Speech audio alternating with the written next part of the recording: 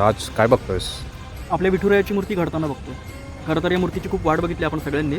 Finally ती मूर्ती आपल्या डोळ्यांनी देखत घडते आणि घडल्यानंतर ती इतकी सुंदर दिसणार आहे की विचारू नको. तुला बघायचं आहे का ही मूर्ती संपूर्ण जेव्हा बनून रेडी होईल तेव्हा कशी दिसेल? 1 मिनिट.